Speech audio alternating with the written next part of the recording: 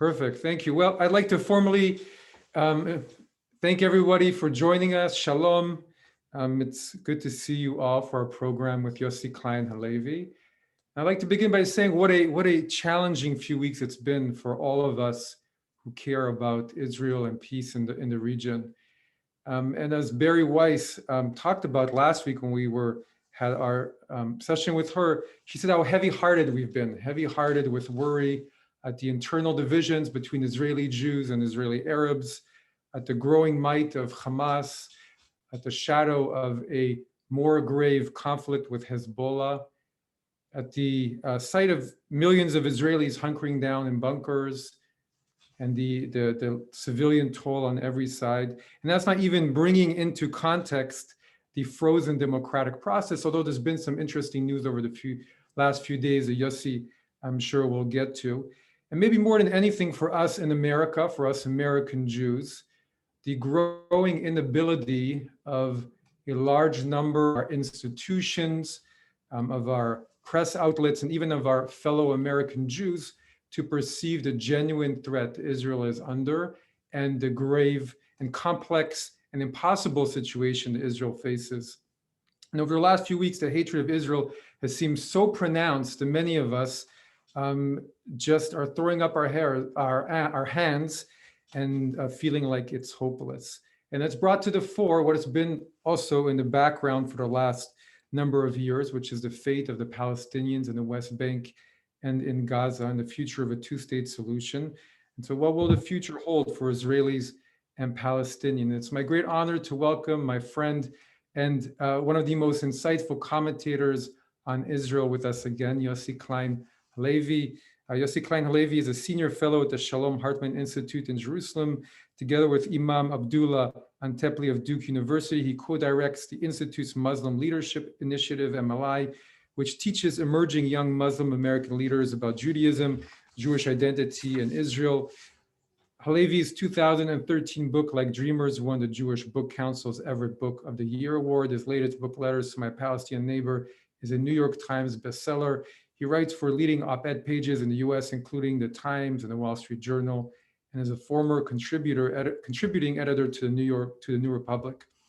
So Yossi was with us last in 2018, October 26th and 27th. You may recognize the date because although he was with us to talk about letters to my Palestinian neighbor, it happened to be the weekend of the Pittsburgh attacks.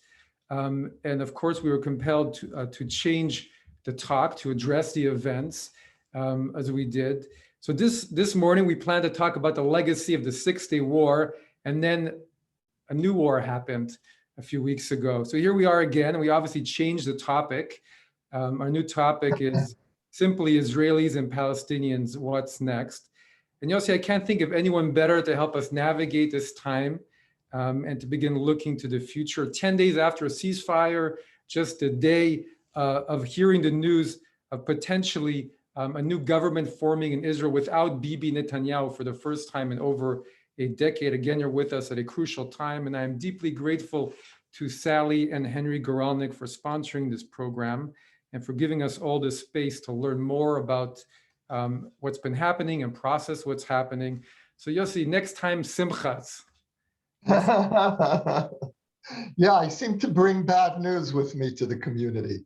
So it's really wonderful to be back with all of you, and Adir, to be back with you, especially my favorite rabbi in America, and really delighted. And so looking forward to engaging with you and with the community. Wonderful. Well, we're going to begin with a 30-minute talk led by Yossi. We'll then have a Q&A. For the moment, the chat is closed. We're going to be keeping everybody on mute, but once we transition into the Q&A, everybody's going to be welcome to write in their questions into the chat, and I'll moderate that when we get to it. Thank you for joining us, Yossi. Sure. Okay, so as Adir said, this has really been a particularly disorienting period because we've been under multiple assault. Some of the attacks have come from without in the form of Hamas rockets, in the form of growing delegitimization of Israel. Some of the attacks have come from within. The breakdown of civility between Arab Israelis and Jewish Israelis, the worst rioting we've had, Jewish violence we've had probably since the 1948 war.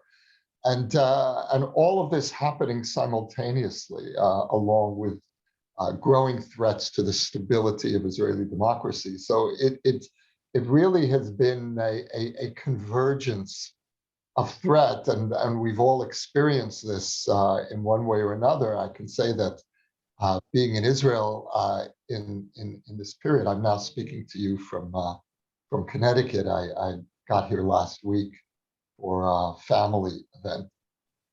But having gone through this period in Israel and really having experienced over the years so many vicissitudes, Israel is a kind of a roller coaster. And I've lived in Israel now for almost 40 years. I moved to Israel when Adir was about 1 year old, which is when I met Adir. And Adir and his family were pretty much the first people that my wife Sarah and I met when we moved to Israel. They're our closest friends ever since. And we've all gone through lots of ups and downs on the Israeli roller coaster. But I don't remember a time as disorienting as this time, precisely because of this convergence of assault. So what I'd like to do in the next half hour, and then we'll open for conversation, is to try to look at each of these components, the components of this moment, and to try to break down what's happening on each of these fronts, and to better understand where we are and how we might cope more effectively as a community with these challenges. So let's begin with the war that just ended, or really I would call it a phase of an ongoing war that erupts every few years. And what happened in this conflict, in this phase of the war against Hamas, is that I would argue that Israel, contrary to the perception in much of the media, Israel was actually much more effective in keeping down civilian casualties than in any previous engagement between Israel and Hamas or Israel and Hezbollah. And now, it goes without saying, but it must be said that any civilian casualties are too many. The heartbreaking scenes from Gaza are unbearable. Yet, if you take as a starting point that a country has the right to self-defense against, a terror entity that's committed to our destruction, that fires at civilian targets while embedded in their own civilian population, that Israel not only has the right but the moral responsibility to defend itself, then the premises by which you'll examine the outcome, I think, will be very different. When you consider that we were bombarding a small, heavily populated strip of land for 11 days, again, against a force that is deeply embedded in a civilian population, then the fact that the casualties were around 200, a majority of them being Hamas operatives, those were, I think, indicative of an Israeli military policy to try to keep civilian casualties to the minimum. And so I think that there were mistakes that were made. In retrospect, we should not have taken down the building that was housing both news media outlets and Hamas outlets. I understand why the Israeli military made the decision to take down the building, because the message that was being sent to Hamas was, we will not let you hide behind civilians, behind journalists. Warnings were made before the building was taken down, but I think that the price that we paid was way too high for whatever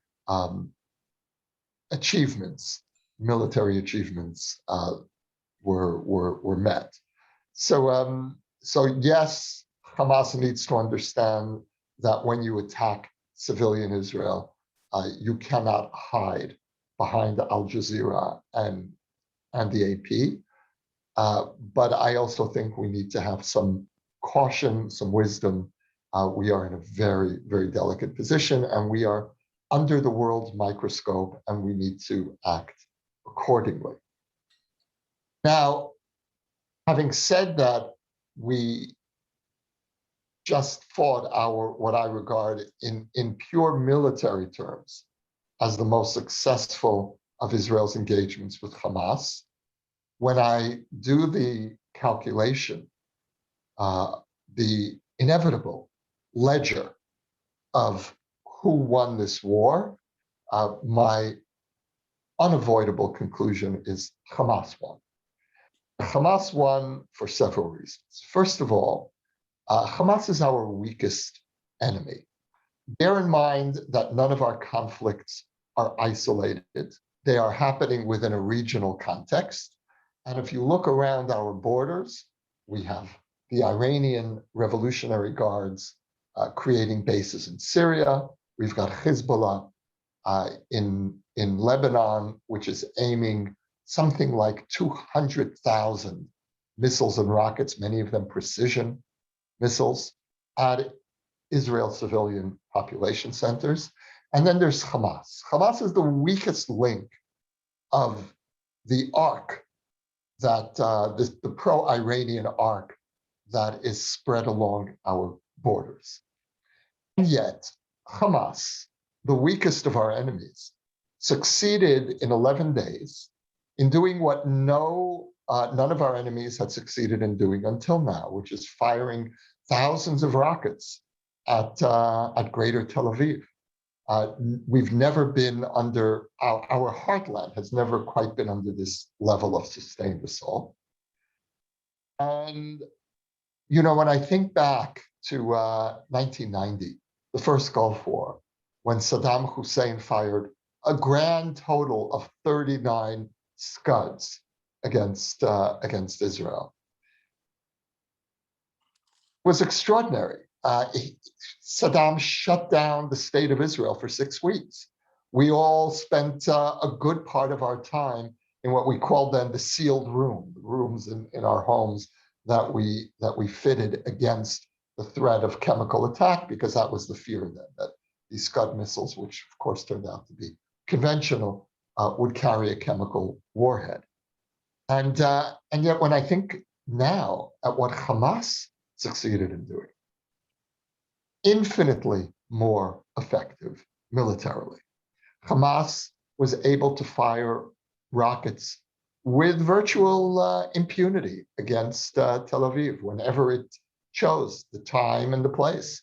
Hamas would announce at 6 p.m. tonight, we're going to fire a barrage against Tel Aviv, and they would proceed to do that. That is a tremendous victory. Now, it has very sobering strategic implications. I mentioned a moment ago that Hezbollah alone has 200,000 missiles and rockets aimed at Israeli cities and towns. Now, we were able to fend off the Hamas attack pretty successfully because of the Iron Dome anti-missile system. The Iron Dome will not be successful if we're facing thousands of rockets a day. And if Hezbollah and Iran and Syria join in the next round or the round after that, then we are going to be facing an overwhelming missile threat for which we have no real response. And that is the real message of what we've just gone through. That is the real consequence of this latest round of fighting.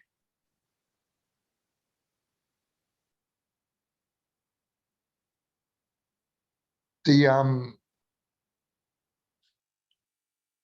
hit that we've taken to Israel's image around the world is also very, very sobering.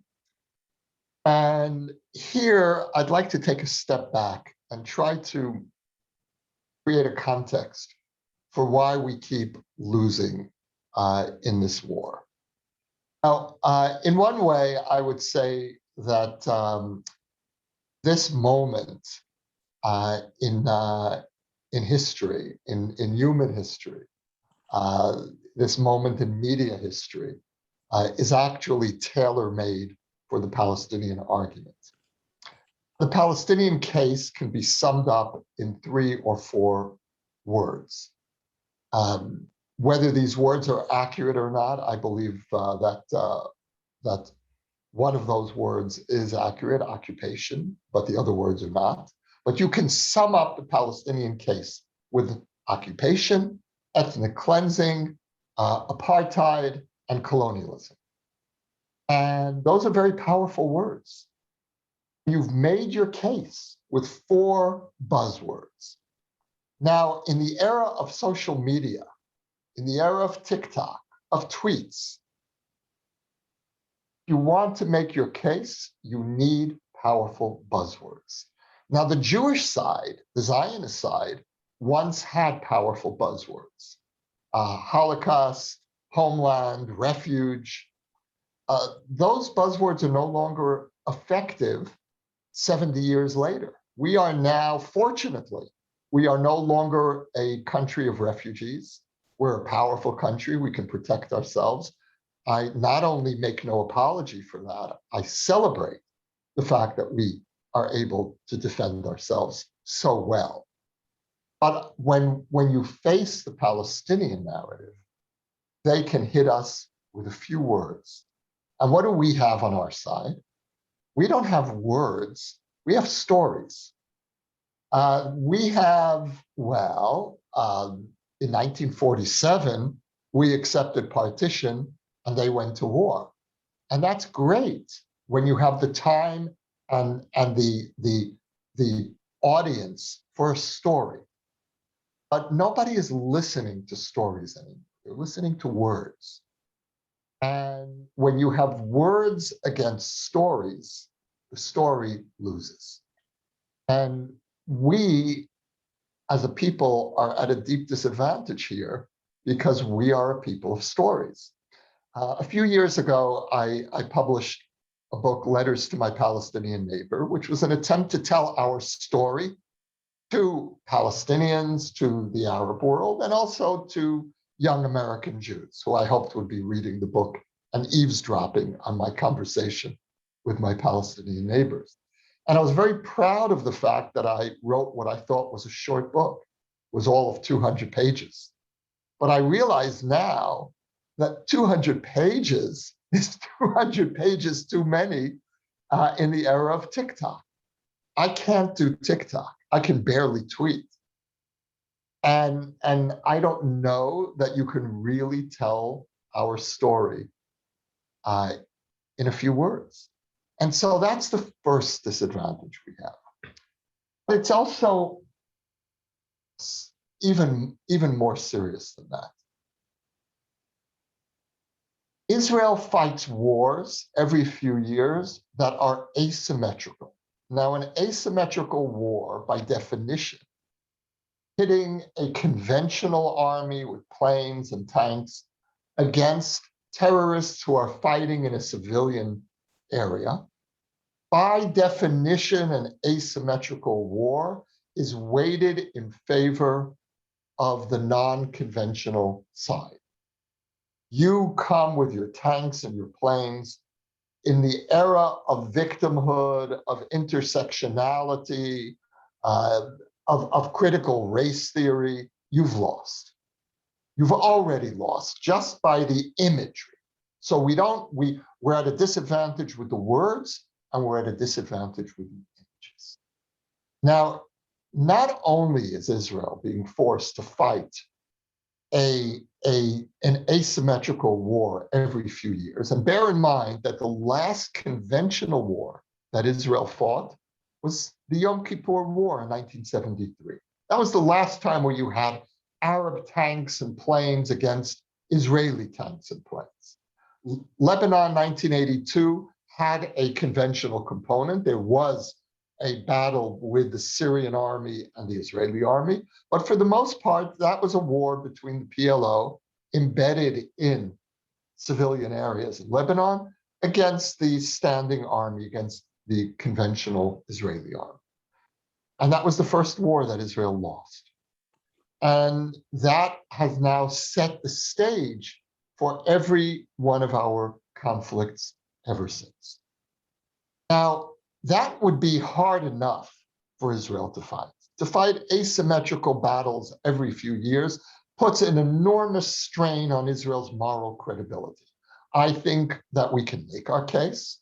I believe that there is no reason in the world for Israel to be losing the PR battle against Hamas, of all enemies, a medieval fundamentalist, misogynist, anti-gay, anti-liberal values, terror organization that fires missiles, rockets into civilian populations. I don't see why we should be losing that war, except for this reason.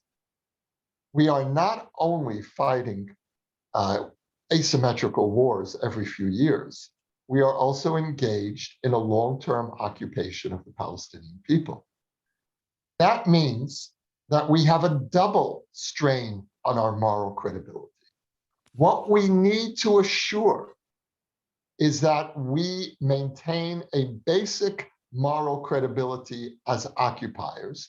And the only way to do that is if you can make the case that we are reluctant occupiers. We are occupiers who want to end the occupation. We want to have a two-state solution, but we don't have the partners on the Palestinian side to do that.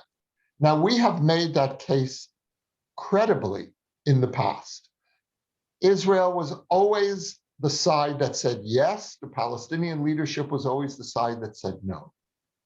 But the last time that we made a credible offer to the Palestinians for a two-state solution was arguably in 2009, when Ehud Olmert offered Mahmoud Abbas essentially the 67 borders, redividing Jerusalem, uprooting dozens of settlements.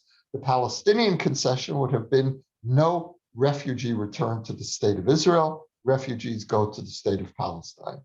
Mahmoud Abbas didn't even respond. That was the last time that we were proactive. For the last 11 years under Netanyahu, we have not made a credible case for ourselves as reluctant occupiers. And therefore, the burden of moral proof is that we have lost the moral high ground. We must never lose the moral high ground, especially given the nature, the precarious nature of Israel in the Middle East, the precarious nature of our borders, where we have terror enclaves opposed to our existence, against whom we must fight every few years. We have to ensure that we maintain our moral high ground, and we are not. And so we're at a disadvantage. Now, we went into this war with Hamas already judged guilty by much of the international community. And the reason for that was Sheikh Jarrah. Sheikh Jarrah, for those of you who may not recall, is a neighborhood in East Jerusalem. An Israeli court ruled that Sheikh Jarrah, that 6 Arab families living in Sheikh Jarrah are in fact living in Jewish properties that had been owned by Jews before the 1948 war. Jews had been expelled from there, and so those properties needed to revert to their Jewish owners. This became a metaphor for Israel's, quote, ethnic cleansing, and so we went into the conflict with Gaza already at a severe disadvantage because we had lost the moral credibility as occupiers. Now let's unpack Sheikh Jarrah for a moment. Sheikh Jarrah really exists. To understand Sheikh Jarrah, you need to unpack it on three levels. The first is legal, the second is political, the third is moral. On the legal level, I believe that Israel has a reasonable case, and that is that those properties did in fact belong to Jews. The Israeli court had no choice but to rule according to Israeli law, which is that these are properties that belong by right to Jewish families. But the judge really went the extra mile and offered the Palestinian families an arrangement, a legally fair arrangement, where they would pay some minimal rent and their stay in these homes would be guaranteed in perpetuity, including for their children. A few Arab families accepted the arrangement. These 6 families did not and refused to pay rent, and hence the eviction notice. That's the legal level. The pro-Israel positions that I've seen from Jewish organizations that have sent out talking points on Sheikh Jarrah were all confined to the legal side of it. That's not good enough, because there's also a political dimension and a moral dimension. The political dimension is that the case was brought in the name of these families by a far-right settler group that is interested in destabilizing Arab neighborhoods in Jerusalem. We should never allow that group to determine Israel's political agenda, and yet that's exactly what we ended up doing. Finally, there's the moral component here. Now, Palestinians who lost property in the 1948 war cannot reclaim their homes in West Jerusalem. I think that that's right. It was 70 years ago. It was a war that the Arab world started. We do not yet have a final status agreement. If and when we do reach a final status agreement, all property claims, compensation should be on the table. Arab claims, Jewish claims, and Jewish claims include the nearly 1 million Jews who fled or were expelled from Arab countries in which Jews had lived for centuries, and in some cases like Iraq, Yemen, for millennia, for 2,000 years. Within one generation, those communities were wiped out. No one talks about that.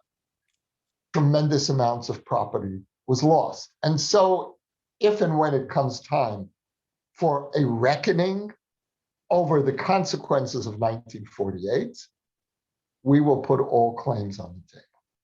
Until then, I believe that there needs to be a freeze on property claims resulting from Israel's founding. That goes for the Arab side and it goes for the Jewish side.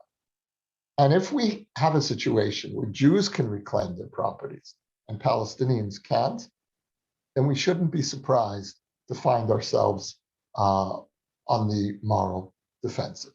And then that will have consequences in how we're being judged the next time we were forced to fight an asymmetrical war with one of our terrorist neighbors.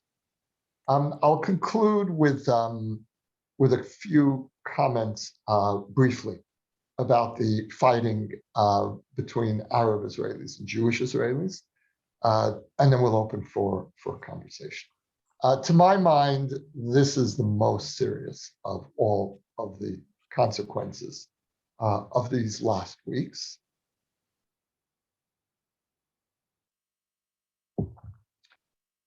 And the irony is that the violence between Arabs and Jews followed the best year in the history of Arab-Israeli, Jewish-Israeli relations. Now, again, I'm speaking about Arab citizens of Israel. 20% of the Israeli population is Arab.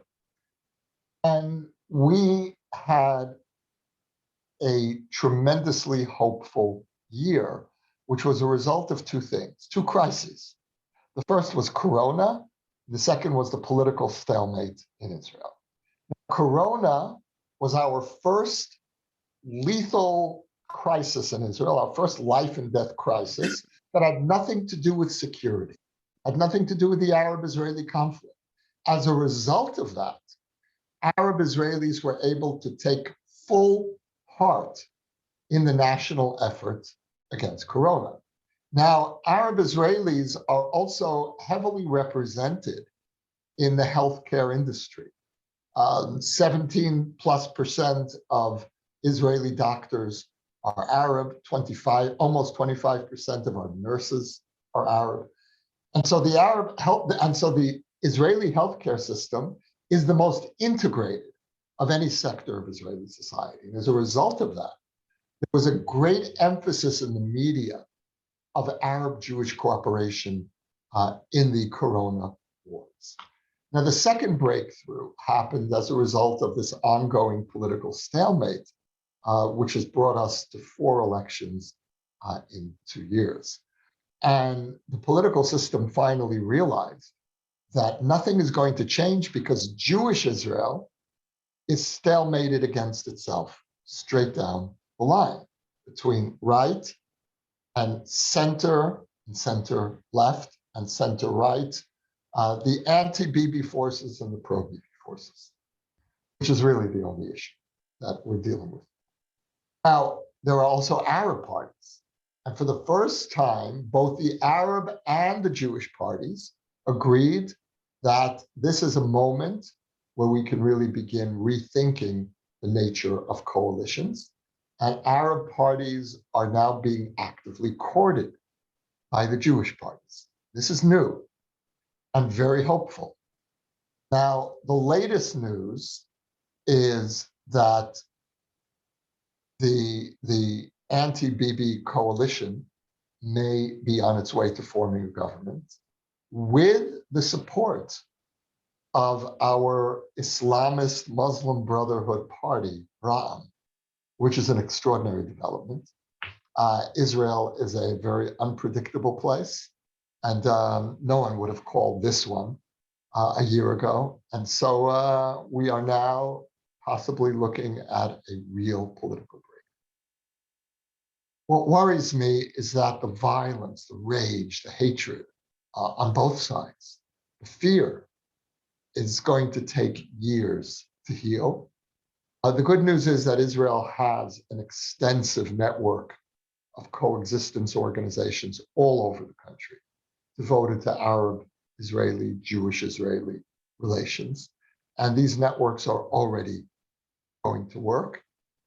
And that's the work that we're going to have to do. So let me pause here and open for conversation. Thank you, Yossi, for your words and insights. Charles, please open up the chat, and I'm going to ask Yossi the first question. So Yossi, you talked about pursuing a two-state solution, and I reread the first letter in Letters to My Palestinian Neighbor recently, and I found it. I guess I love stories, but I found it as powerful as ever.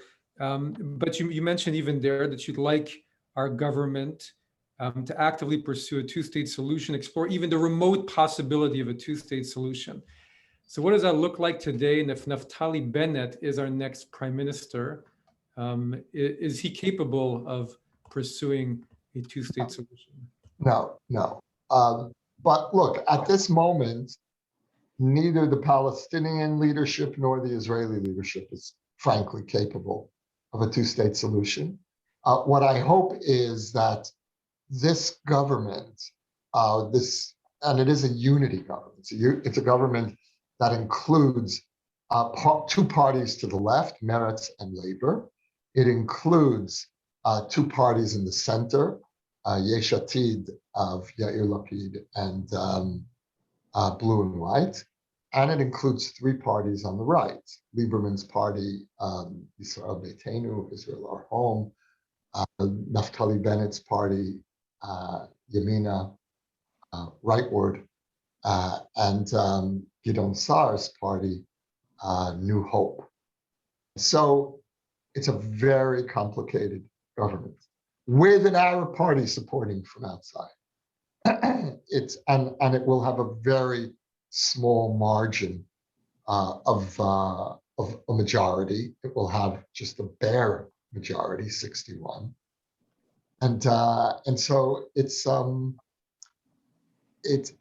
worrying. But the good news here is that the right is not going to be able to pursue an annexationist agenda, because the left wing of this government and the center of the government will put a veto on that. So there will be a mutual veto. The right will put a veto on moves toward a two-state solution.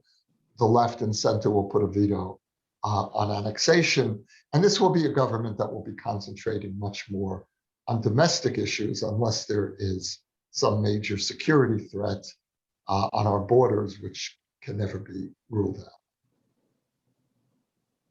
Thank you. We have a lot of really interesting questions coming in. So I'm going to go to the second of Amy's question. How do you argue with the apartheid argument, aside from the obvious fact that Israeli Arabs have the same rights as Israeli Jews, are represented in the Knesset and the Supreme Court, but the Palestinians do not? Look, apartheid is a racial distinction. I live in a neighborhood called French Hill in Jerusalem, which is the border, the effective border between Jerusalem and the West Bank. On the next hill across from my house is already beginnings of the West Bank.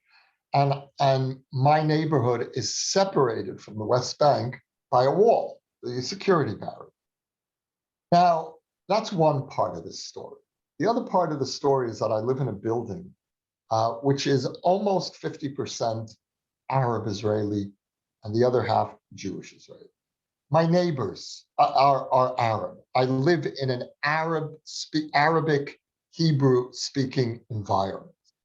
Now, my neighbors, my Arab neighbors, have the same view of the West Bank and the wall as I do, which means that the wall is separating not two races or even two ethnicities. The wall is separating two nationalities, Israelis and Palestinians. That's a security barrier.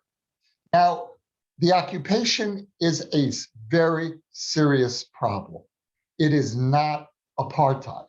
And to use that loaded term with its racial overtones, to accuse Israel of Jewish supremacism, which is the new language that's being used, because apartheid isn't enough. You have to go in now for white supremacism in case there are people on TikTok who don't understand what apartheid is.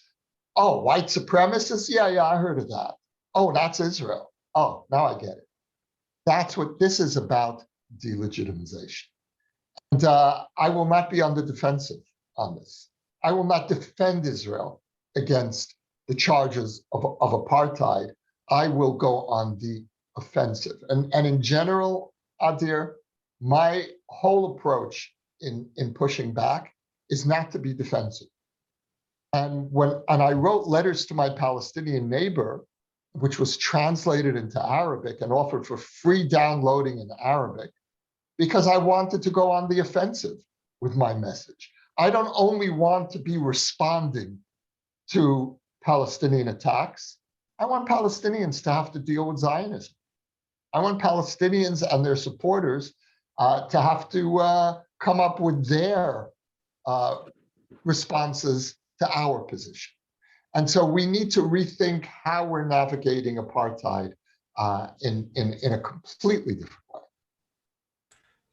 To go to Amy's other question, how do you then explain the support that Hamas and the Palestinian plight get, despite the fact, as you said, that they stand against women's rights and gay rights and everything that the left is so supportive of? Because we're in a very simplistic moment on both sides, on the right and the left. Look at what's happened to the Republican Party, and I fear that something very bad is happening to the Democratic Party.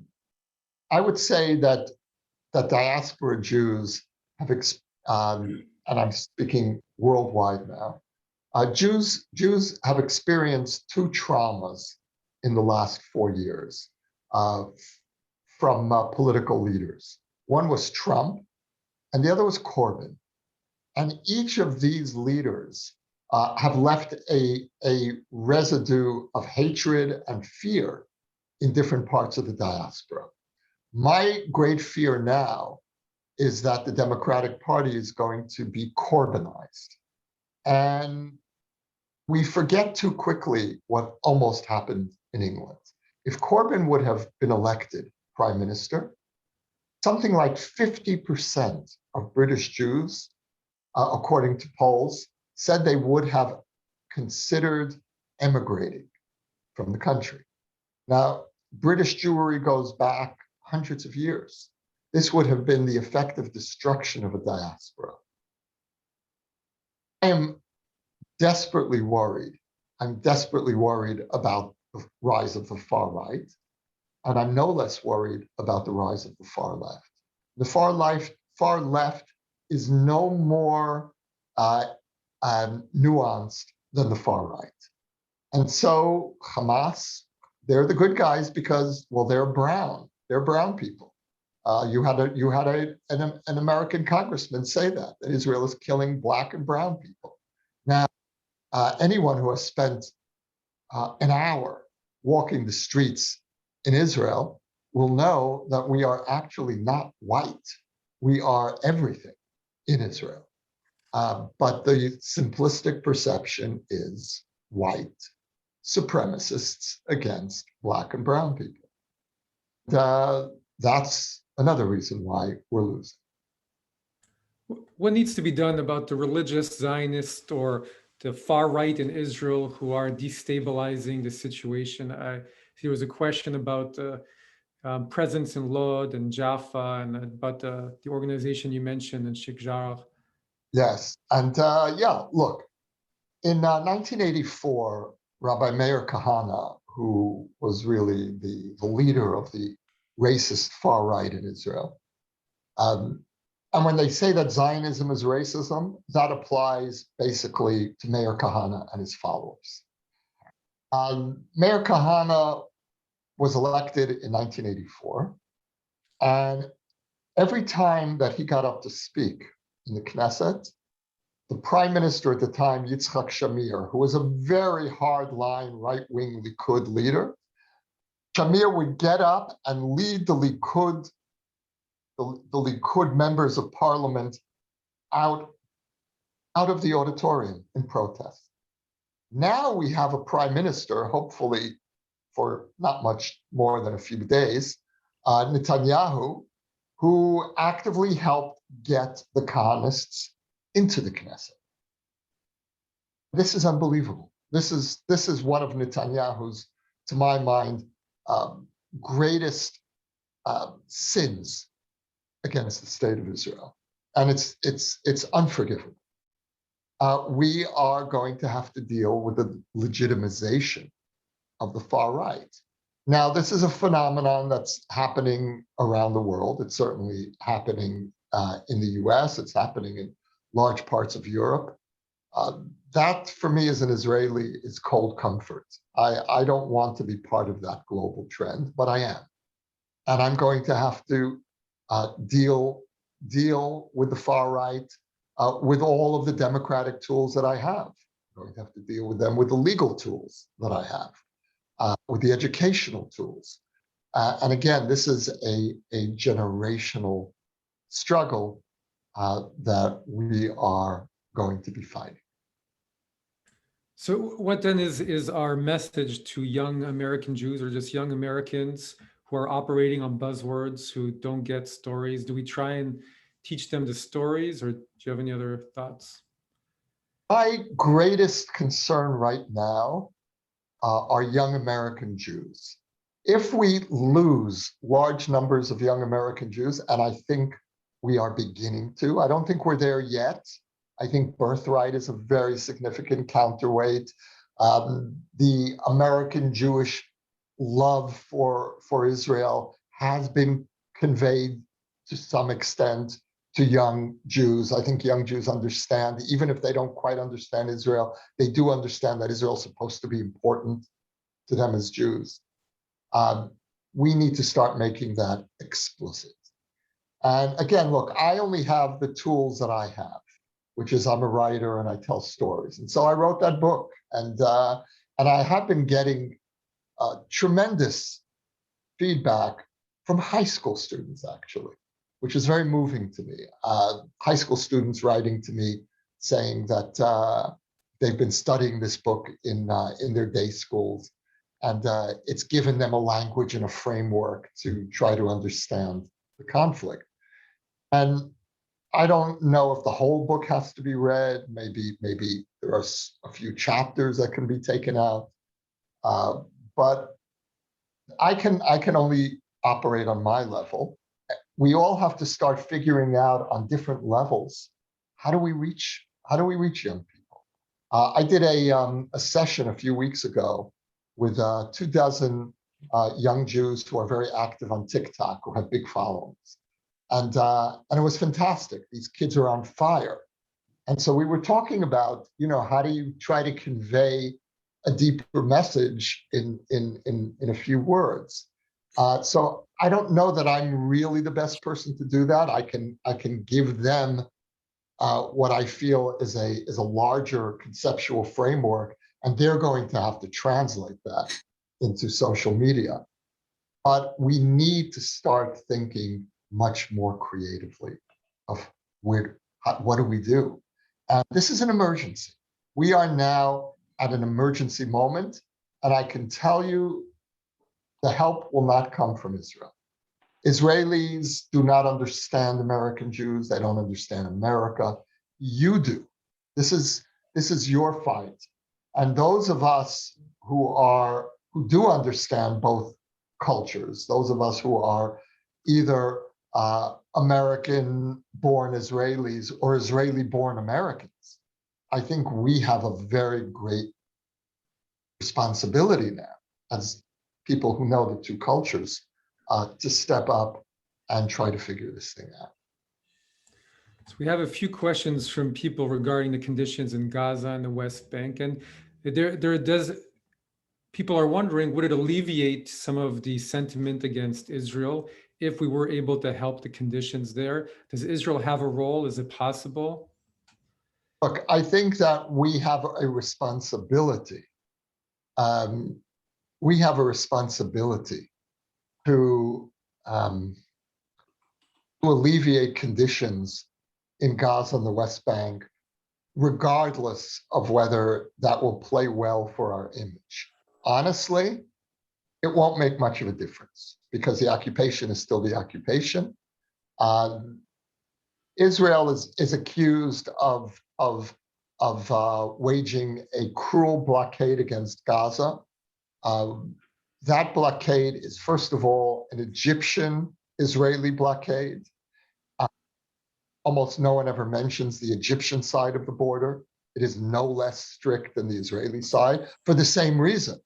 It's a blockade that's not aimed at oppressing Gaza. It's a blockade aimed at keeping Iranian precision missiles out of Gaza. It's a blockade aimed at trying to monitor the tunnels that are being built under Gaza into Israel. And so foodstuffs are not being held up. Other elements of civilian needs are not being held up. There are limits to how much we could do, given the fact that you have a regime in power there whose only goal is to arm and destabilize. Now, I saw a question in the chat that 30% of the casualties were children in Gaza. Now, that's that's unbearable. If you're asking me in all honesty, is there any other way that we could have fought this war? I don't see it. We warned residents of buildings to leave before we attacked. We gave ample warning. I don't know any other army that does that.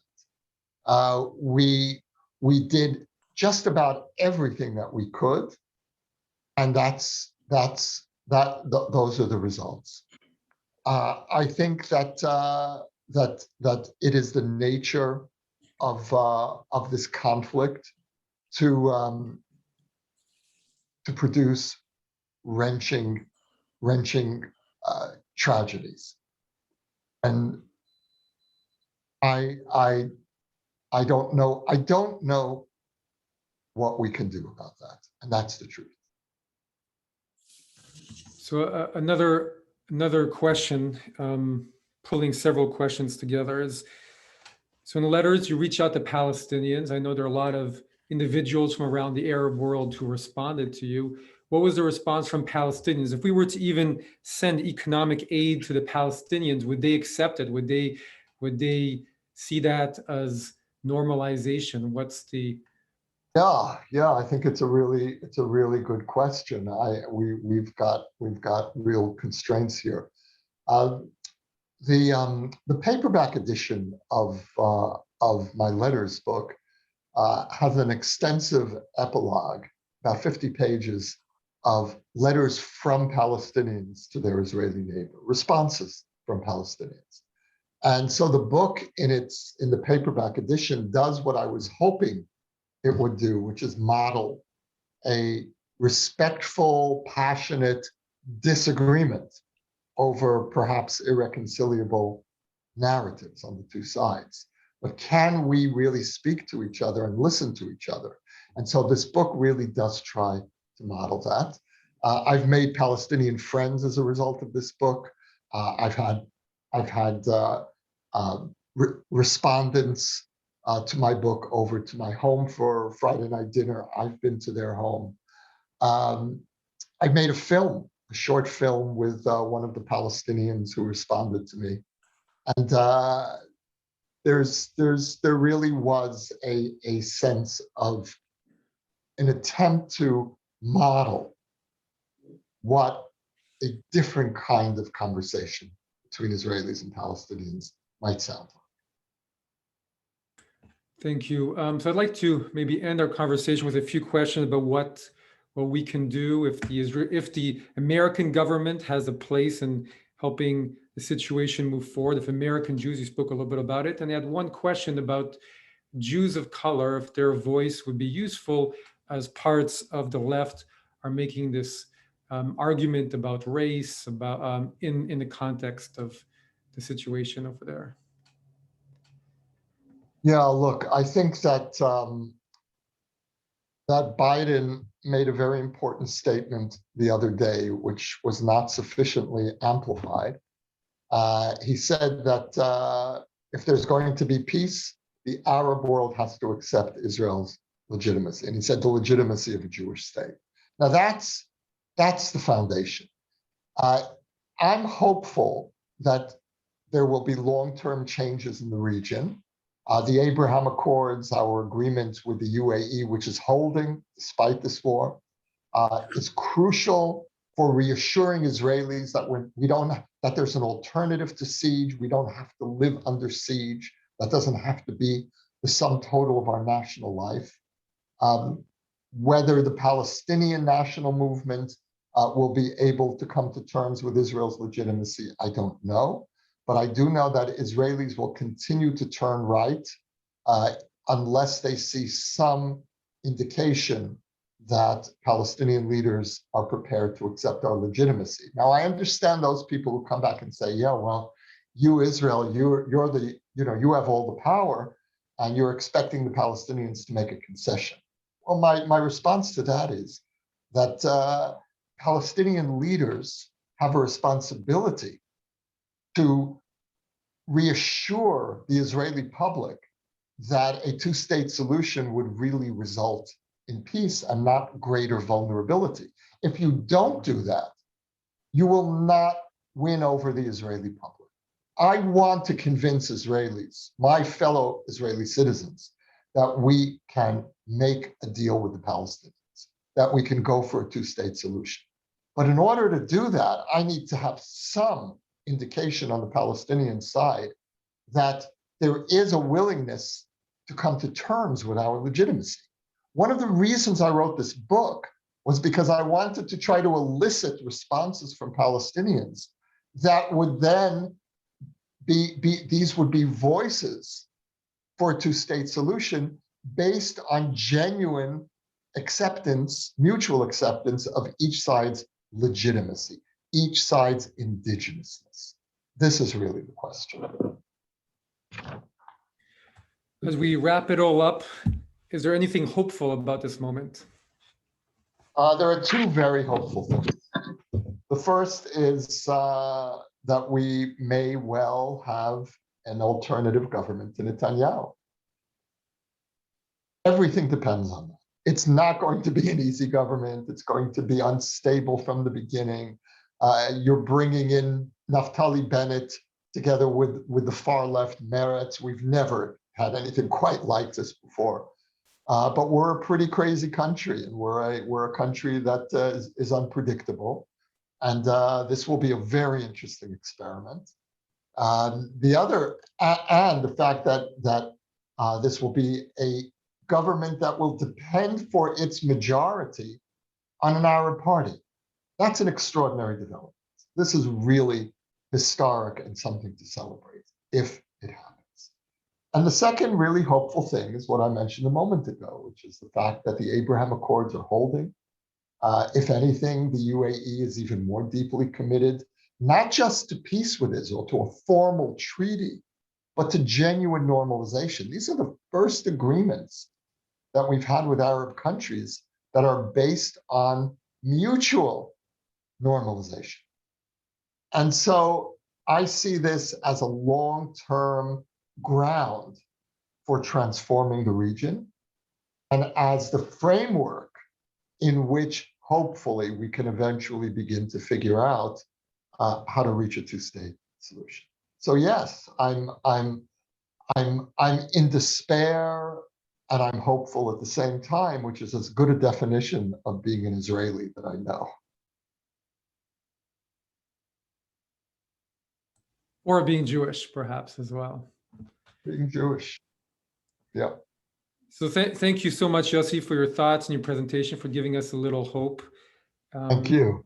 And next time, I hope the situation will have improved and we'll be speaking about less grave matters, but hard to see it, but you never know. You have to things change quickly in Israel.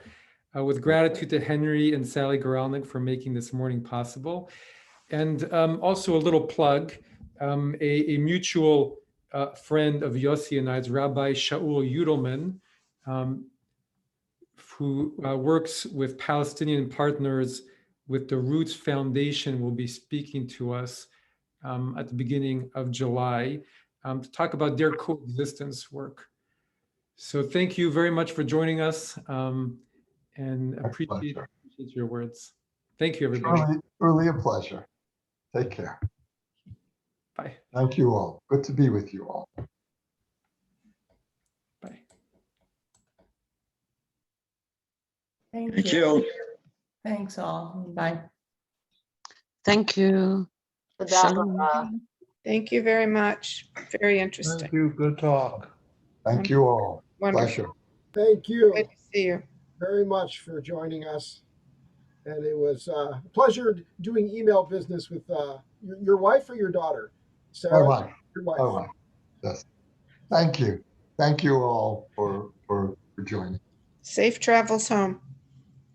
Take care. Yossi, are you getting enough exposure? You know, there's only one answer to that question, which is there's never enough exposure. But the truth is, I just don't know if I could really handle much more. So content with. Sure you want to come? And I would love to. Okay, take care, everyone. Yossi, Thank you. nice to see you. Good to see you. Very enlightening.